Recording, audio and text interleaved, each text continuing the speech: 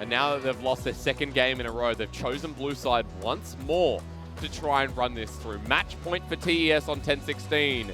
And Syndra's going to be the ban once more against Knight. The difference looks like Suning haven't banned Renekton yet, so maybe they'll go for that first pick and force a hard-winning matchup for Bin on the top side, but not something like a Jace that can't impact the team, something that can get in these skirmishes and get on a backline carry in 1v5. I wonder if it's worth looking at Karsa's Graves after the performance he had in Game 2.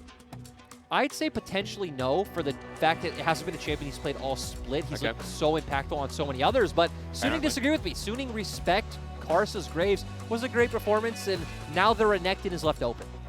Renekton, top esports, it's your ball's in your court. They banned Camille last game, so they can pivot, they can give that one over. There are things you can pick into Camille. I mean, 369 is a Jax player, right? We've seen that many times in the LPL. Ooh. Be an optimal matchup. Olaf instead. Yeah, means, that was quite interesting. Means what though, Lyric? I'd still say Renekton. Okay. Renekton has been one of our most first pick champions. It's so well in early skirmishes. It always gives you good lane priority. You can set up dives. You're good at 2v2s. It's just such a versatile champion here in the LPL when you do want early game fighting. Thinking about it little though for Suning, while for top esports, you know, they have the option if they want to do things like the GP early. Zoe's still open Zoe's as well. Still there. Okay. You know, Knight's Zoe performance last game was so great, and you can show as little as possible. The Ashe is the other thing. I love this pickup coming out from the side of TES. Zoe locked in the end. Good spot there, Lyric. Let's move forward though for Suning. We've already got a mid laner on TES. Can they run this in immediately? Do you want to go back to the Orianna? For me, I want to see Suning just all in on early game. Yeah, pick up the Jhin. Maybe go for, I was going to say LeBlanc, potentially something that can go toe-to-toe with the Zoe, and it's something Angel's been very good on. But they are going to go back to this Orianna. We already talked about in Game 1 how it is very safe in the laning phase against Zoe, so that's a good option. And for TS, if they are going to counter the Renekton right now, I would expect the GP that you pointed out. Yeah, the GP is a favorite. The Lucian has been played in solo lanes, though, in solo queue. It has been buffed. It is something... Quinn instead. He is going for this. That's going to be pretty interesting. Now, we have to talk because for 369, even though we put him akin to the Shy, he hasn't played Quinn in the regular season. He'll play the GP instead. I'm going to be honest. I hate the Quinn. I don't like how Quinn interacts, especially in this meta when we see it is so much about these team fights and these skirmishes, not about just pushing your side lane advantage as far as it can go. But hey, when top esports have really toyed with Suning 2 games in a row, you have some wiggle room. Yeah, a little bit, you'd say. So 369 opting into that now. We need support jungle for TES. We still need jungle for Suning, as well as that support as well. TES will fourth pick jungle and counter pick support. Okay. When it comes to someone like Karsa, especially when you have something like the Quinn, I like something with a bit of early pressure that can cover the Quinn side and has good gank setup coming out from the Zoe and can look for those 2v2s in mid jungle. So we know Karsa's Lee Sin is still up. It's been one of his go-tos. Yep. We've seen some junglers in LPL still stick with the Volley Bear. That's actually still open as well, but we haven't seen it this series, and now TS are the ones banning it out. That means the option's still there for the Lee Sin, like you mentioned. Both our junglers here, one of their most played, so a contested pick now that we've taken so much away. While supports from Yuya and Jia, the Thresh I respect due to his regular season performance, but what would pair well with the Ashe? Is Nautilus worth a ban? We typically, I was going to say, the other one we see a lot is the Nautilus. And instead, they're going to ban out the Jarvan. So things left open. We still have the Olaf. Actually, Olaf's already banned. We have the Lee Sin still there. Yep. We talked about this would be my favorite option for Karsa. And now when it comes to answers for SOFM, I'm not quite sure where you look. I mean, we've seen this in NA and EU. Well, there we go. LPL, our first Skarner. Yeah, this one's going to be something. So TS are going to have to pay respect and give that QSS tax over. This is going to be great because you have a lot of burst to set up once Skarner is able to lock someone down with his ultimate. The Jhin, the Renekton will be able to instantly pop them, especially when top esports lineup so far is so squishy. I just love SOFM is that innovative jungler, and of course he'd be the one to pick up the Skarner. While we have to solidify that bottom lane, Ice Baby is also going to get locked in for TES. So Lyric, you're up. This is where you come in and tell me exactly what's happening with the Skarner now built in for Suning. These comps are definitely a bit more out of the normal LPL wheelhouse, but the thing I like about what Suning has is, once again, to me, it has a lot of pick potential because you have the Abyssal Voyage, which is global. You have the Jhin Ultimate, which can be used to set up engages coming out from Bin, coming out from SOFM. Obviously, SOFM's Ultimate is a great pick tool as well. So when we have Jhin on the map, when we have Renekton, ignore the Orianna. It's going to be a lot about these early game picks. On the side of TS, it's a bit stranger because when you have Quinn, it is a lot more about just playing that hard 1-4, keeping her in the side lane to bully out that matchup as much as possible. Then you have a very strong 4-man core for that 1-4. You have Disengage coming out from the Braum. Enchanted Crystal Arrow is very versatile, can work both ways as well. And you also set up for a bit of a siege. Because the Ashe poke and the Zoe poke. If anyone's tuning in for the first time, they'll see the Quinn and go, oh wow, not many other regions will opt in for the matchup. But teams like IG with the Shy, I think another one has been... seen it on Khan. Khan picked it up, yes. On FPX. Will opt in for this matchup because they find it favorable. They say, all right, shadow top, give the Quinn wiggle room, and let her dominate the lane. And it's going to be up to Castle once again, who's already having a good series, to enable that for 369. But I'm glad 369 has been positioned as one of the best top laners. If he beat Bin here, it's his competition down the drain. Match point. Top Esports have shown they're deserving of the first seed. Now they just have to carry it across the finish line and stop that line from ever biting into their skin ever again.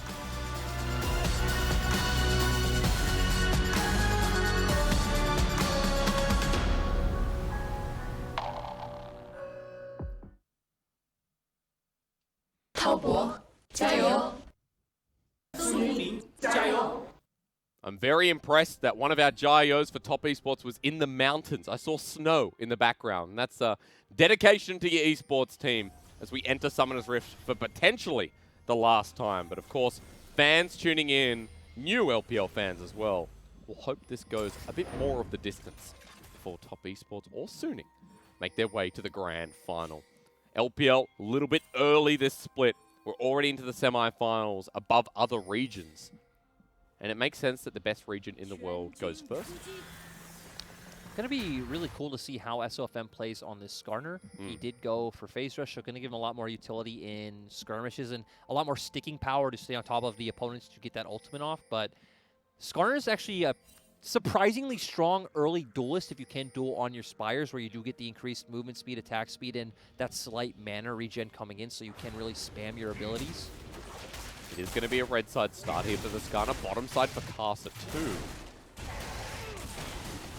And it is nice to see jungle diversity a little bit, right? It's been pretty stable as a meta where we had 4 or 5 junglers for the regular season. It's been surprising to me because if you look at SOFM's solo queue all year long, he's always been pulling out some strange stuff. He's stayed on things like the Karthus, he's been pulling out the Skarner, he's been pulling out things like the Hecarim. Oh man, this is already beginning though.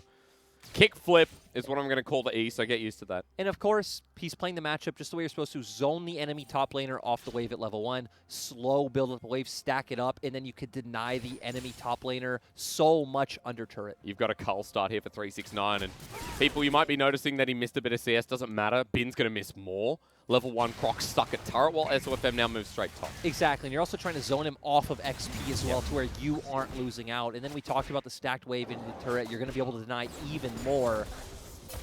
I wonder if SOFM will look for a cheeky level 3 gank. Of course, you do have the CC coming out from your E to potentially lock 369 down, and Renekton has a ton of burst, but it does look like he's just going to pivot to the bottom half of the map. And was spotted out by Jackie Love. Again, what we've mentioned many times in LPL broadcast is the monetary value of the Hawk shot.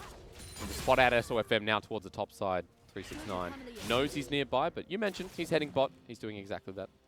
And when we have a more holistic look of the map, I think bot lane is going to be pretty unimpactful in the early game for junglers because you have a Braum against a Tahm Kench, right? It's very hard to take either bot lane down with some early ganks. It is going to be a lot more soul lane focused. Once again, Karsa wanting to play up towards his top side, set up vision for 369. If 369 can whittle Bin down low enough, you can even potentially try and set up a dive, though it could be a bit dicey. And, ooh, actually, they're going for it. I mean, Bin gets a little bit low. TP's being burned. 369 takes 1 turret shot. Bin can't clear out the wave. Kickflip once again. First blood over to Casa. This has been a bread and butter play for TS, where we even start to see Knight start roaming up, but there's, hey, the wave is already crashed now. Blows his TP. They get the dive in, and great start coming out for TS. Just like Game 2, but this time impacts so much deeper. And 369 clears the wave, pushes up. This Renekton has 6 CS. And he did pick up the rejuvenation Yes, to try he to did. absorb the punishment even more. And I think it's a fine buy because if you can get something like a Tiamat pretty early, it'll give you that better wave clear so you can at least be able to pick up some CS. Bin burns TP to get back into this lane. Meanwhile, Casa goes into enemy territory and backs there. While for 369 level 4, Quinn gets a double longsword. So this is a very good start for top esports. A bit of a gold lead here in game 3. And Suning top lane built to burn. For Suning, I don't expect us to see too much action until level 6. I feel like Suning are really playing out from the windows where they get the Skarner ultimate, and then potentially trying to find a pick onto either 369, or even then you could look bot lane, try to get it onto Jaculov since he will be locked down. You just ignore the Braum and get the burst off there, and then translate those picks into a Dragon or into a Rift Herald. Okay, important stuff there, because in Pick and Ban, you were talking a lot about these early picks and how part global composition with Sword Art, with the Jhin as well, with Curtain Call, can influence the rest of the game. That can impact our mid-game setup to where when we get the 1-3-1 coming out from Suning as well, or at least a 1-4, you can always have Sword Art, One-Fong, answer a side lane play with the Abyssal Voyage. Hey, this is really clever. Skirts around the vision set up by SOFM.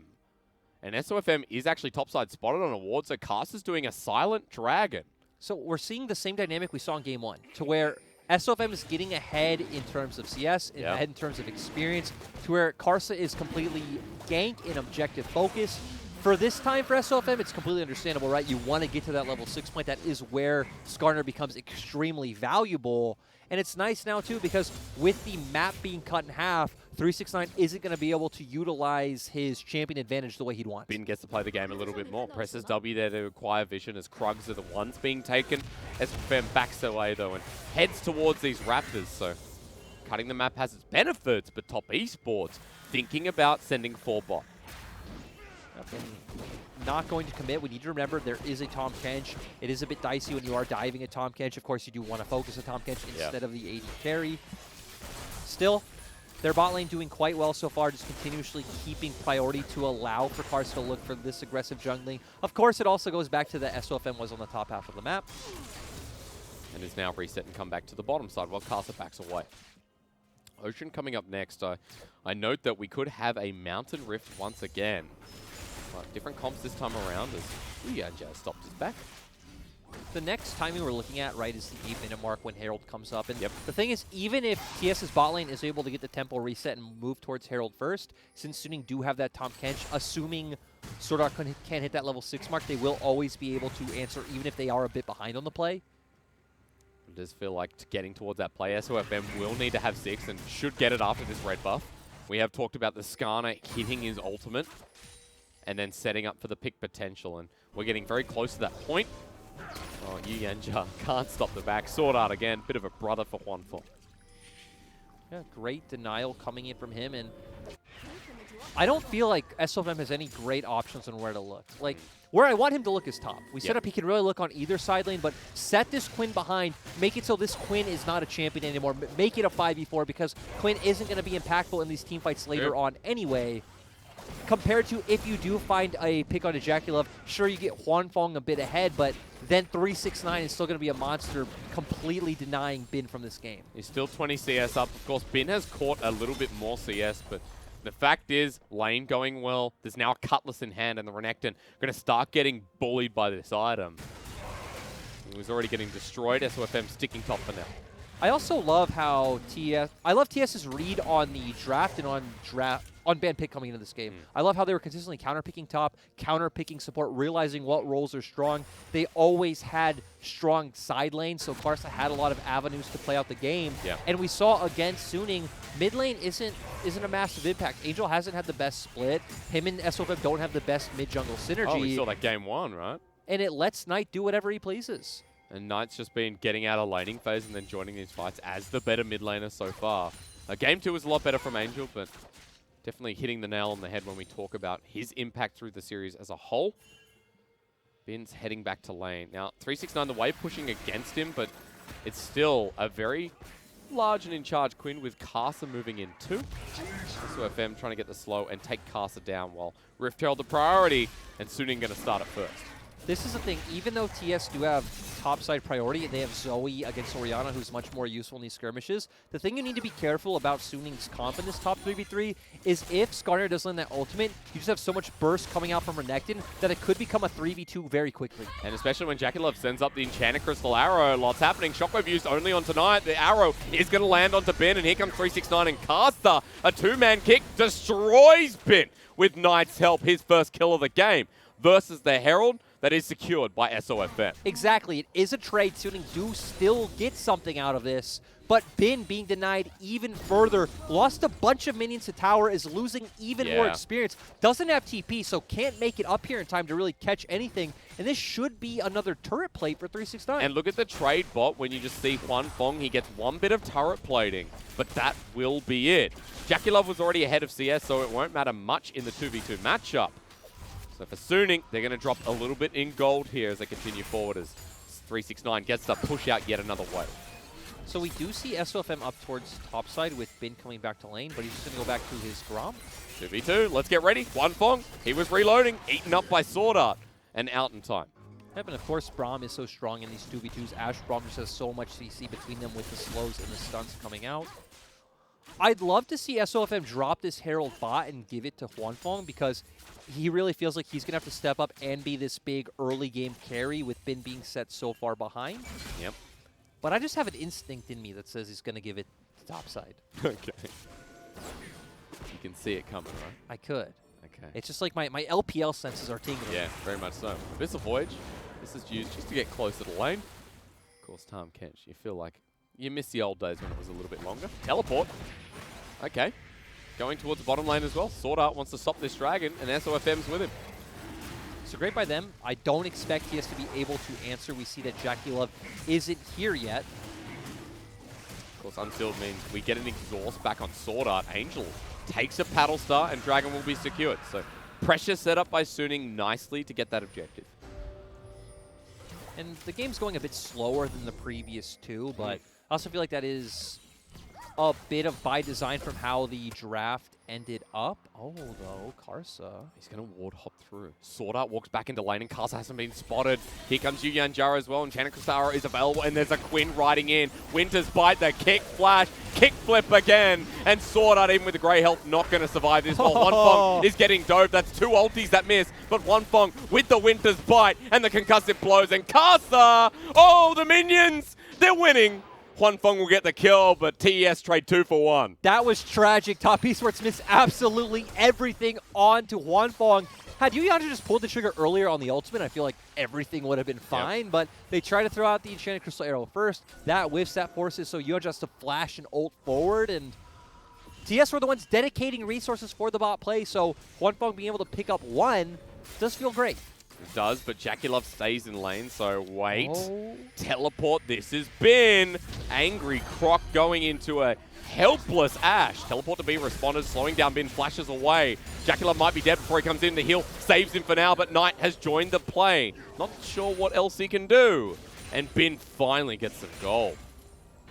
Yeah, I was thinking maybe if he healed then flashed, he could have gone away, but actually Bin has flash as well, so... Yep.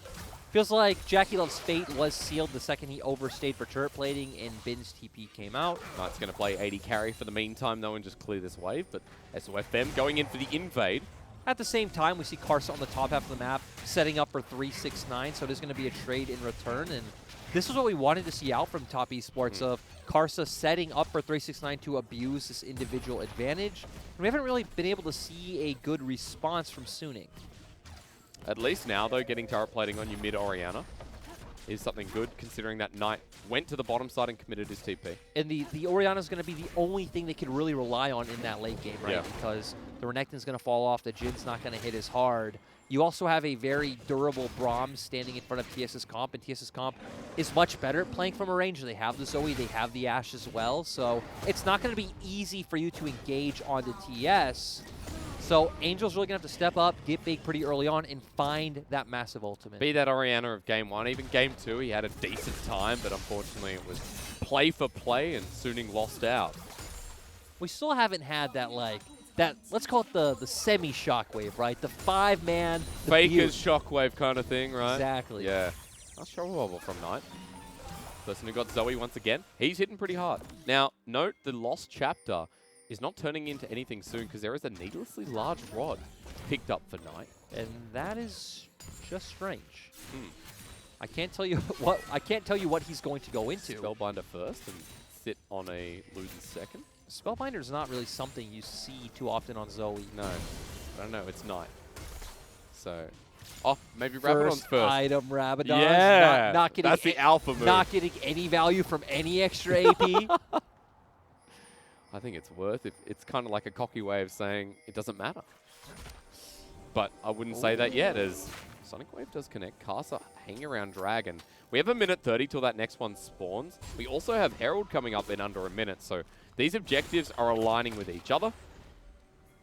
Yep, so we see right now 369 is waiting top, just waiting for the members of SUNING to show so he knows he can push out safely. I would expect Top Esports to probably drop the top lane turret on this push, and then that'll free 369 up to start roaming around the map and providing pressure. But we need to remember, Bin should be more useful in these team fights. Again, he does provide a bit of takiness. He does have an engagement onto the backline to where 369 is going to have to play...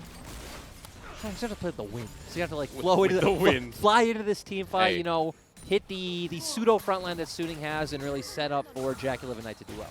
I just realized we do have a cloud rift when you said flow with the wind. And that was the reference. That meant, well, if they get Cloud Soul, Quinn, you know, she ults. And then from this point, she just gets that burst of movement speed and continues to remain fast. Sorry, I'm a bit slow, that's why. That's okay. Yeah. We all are today. I mean, like this game. But you know. This is fine because we've had Game 1 and Game 2 be bloody as hell. And Game 1 was super quick. Game 2 was back and forth. So they want to kill him. They're going to wait for Sword Art at the very least. Winter's Bite sets up that with the concussive Jackie Love. They always want to kill him. Yeah, true. What am I saying? But He's 20 CS up. They do force Sword Art out. Dragon is coming up, so this should be a pretty easy pivot for TES on bot side. Look at his gold. Look at 369 and Jackie Love having the most gold in this game. Both 80 carries are in fine positions. And yeah, to come back to your point, Dragon is up. But with this bottom wave pushing in, with mid kind of neutralized, Cast is going to start.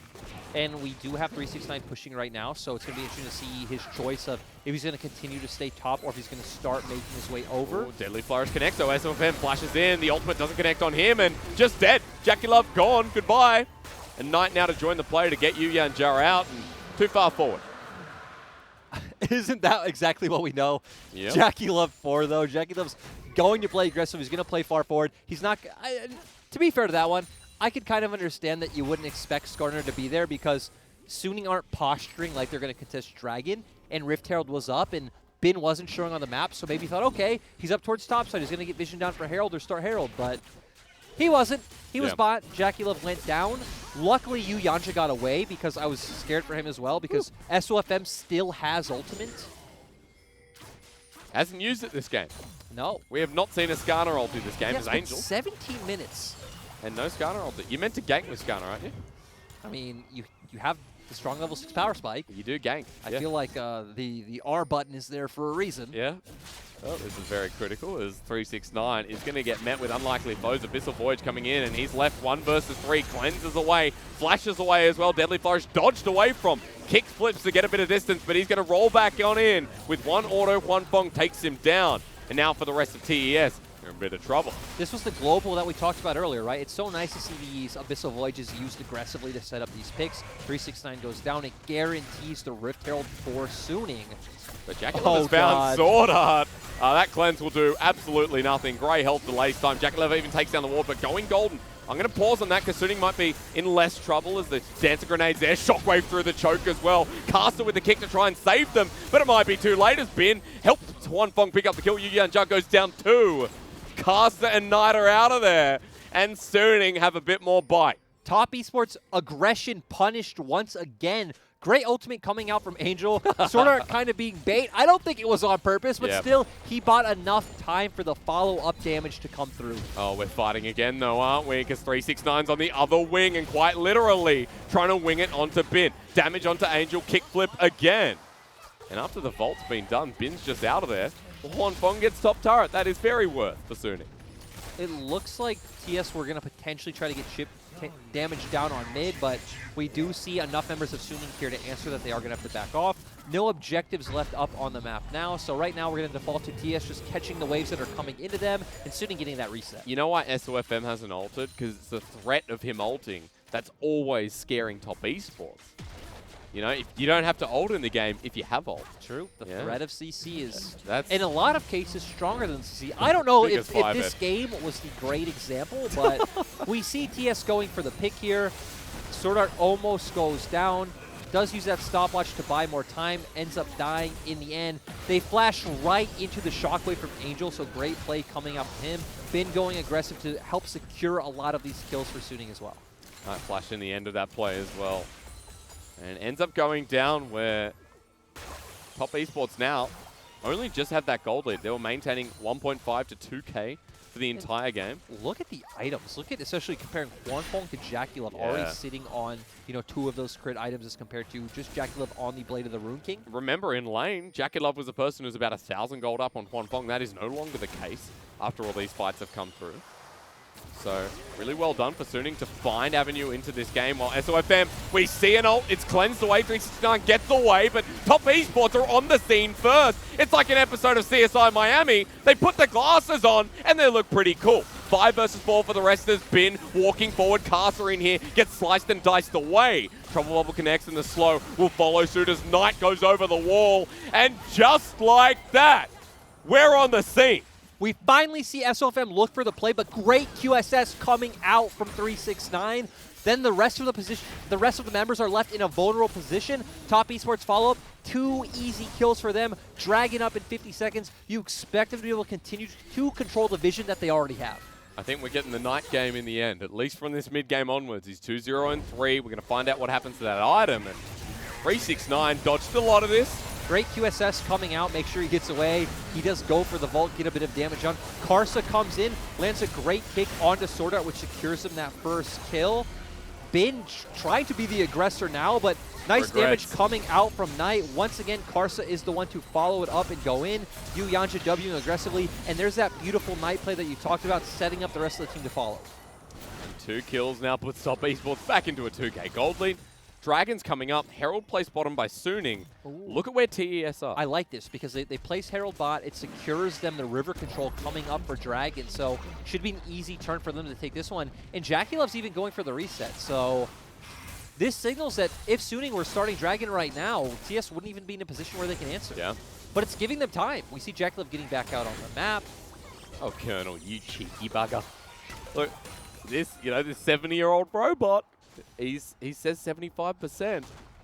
Does feel like it's been a little bit closer than that. I do trust the Colonel. Trust the Colonel with a lot of things. If you trust a man with your chicken, if you trust a man with your fries, hey, no raw chicken. You trust him with your League of Legends. I've never had raw chicken at KFC.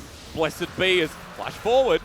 But what's happening here? Maybe Shockwave only onto 1, but for SUNING, they're in a choke. Trouble lands onto SOFM. He's slowed down and Channekr's arrow onto Angel. The kick coming in though. Sends Bin into the middle of the team. The Renekton not tanky enough, but delays enough time with the ult from Skarner. Flying with JackeyLove, but he lives for long enough and the curtain call is being blocked by this man with a huge door. Triple kill for JackeyLove. Yu Yanja flashes forward, and 369 is the bird of prey. And great play coming out from Knight. Once again, getting in the face of SUNING, dealing so much damage. Amazing paddle starts. Karsa as well, starting it off with that phenomenal kick despite going down early. And Yu Yanja having such clean Braum play, making sure none of those Jhin ultimates are able to take down his team. We got the perfect imitation of Hodor from Yu Yanja in that fight. 0, 1, and 9. Needs to be heightened because this was gorgeous stuff to kick off the play in the river.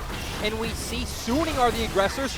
Angel throwing out the ultimate so early, only hits Yu Yanja. Again, disappointing performance here. Karsa goes in, gets the kick onto Bin. Bin gets chunked out low, but Karsa on the backside as well.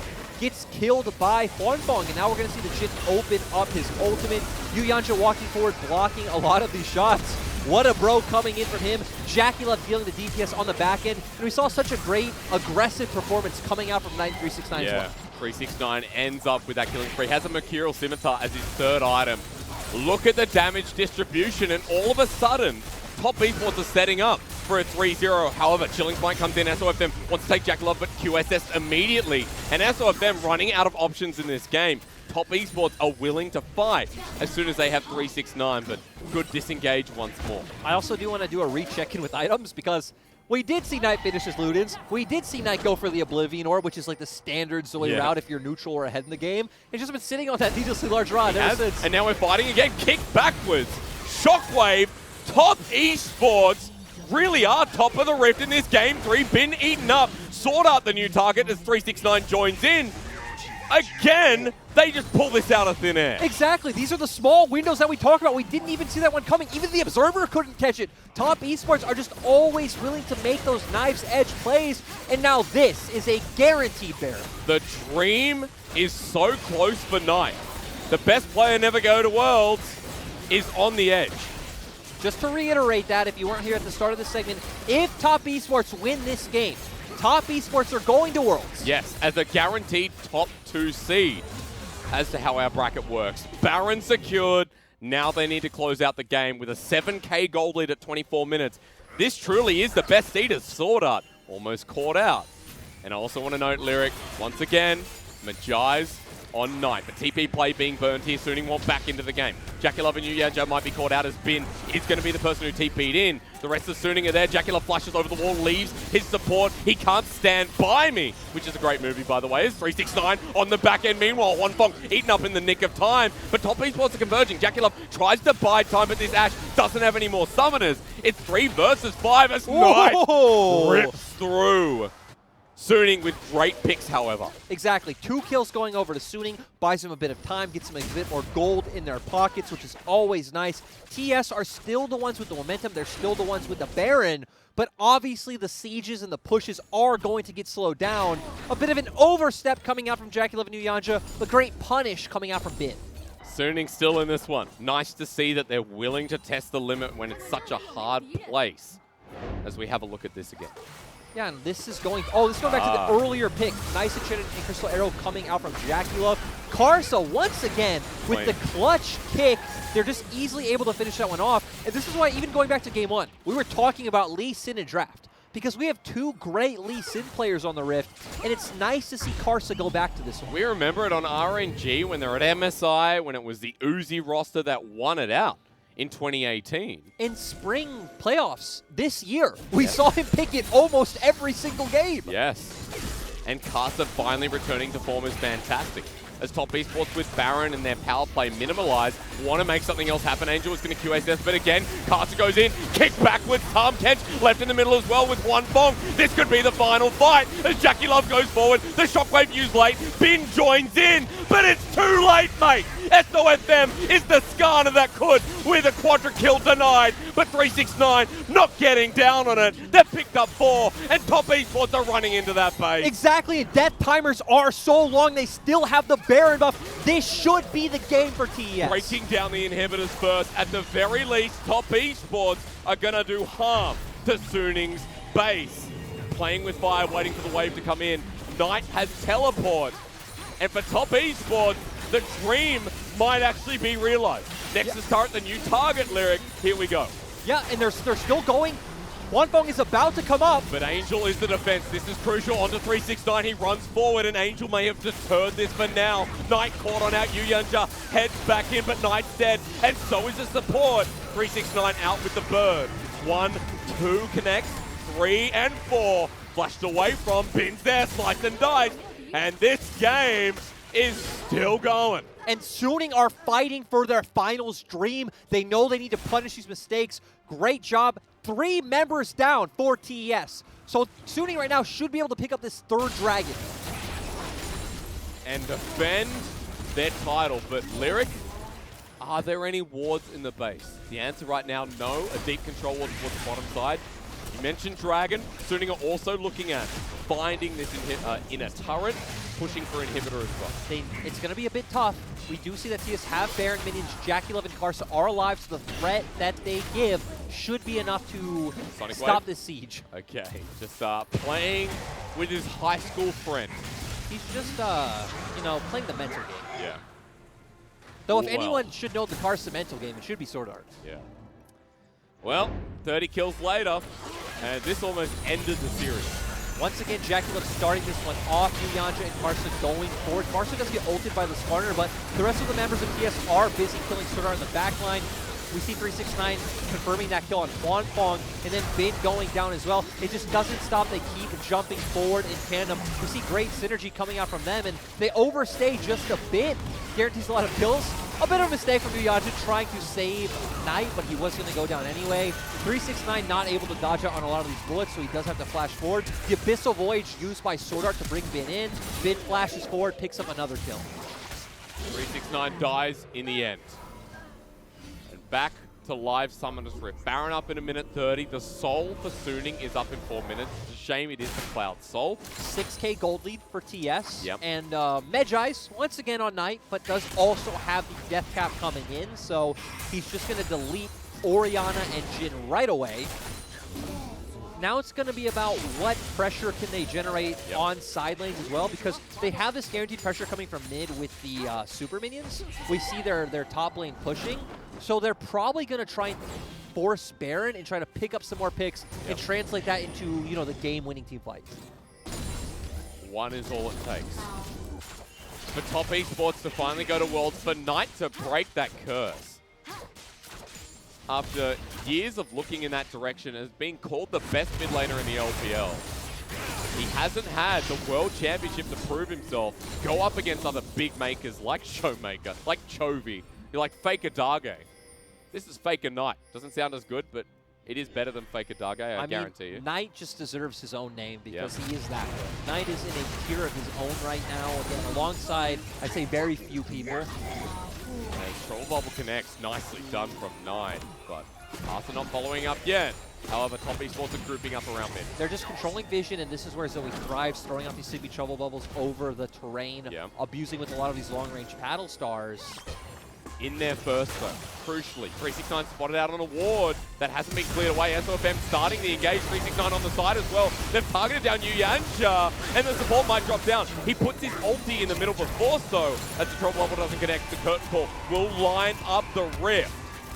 Knight dodges away. Top esports are down a number. As Ben hops in over the wall. Is he too far? SOFM's on his way. Jackie Love is heading forward. Not afraid. 369 going to do the same. Knight still here. The clutch factor alive as SOFM is dealing with 369. Knight goes forward. Trouble Bubble connects. Somehow top esports are a man down but don't care. Well, Karsa was separating Angel from the rest as well, so no Shockwave in the fight. Karsa and Angel were 1v1ing off of our screens. And somehow TS just buy time.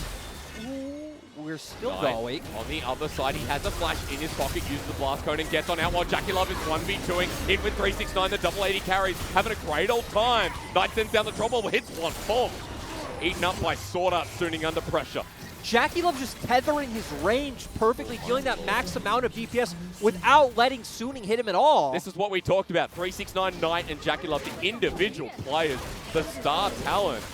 And now we got 5 again from top esports. They start the Baron.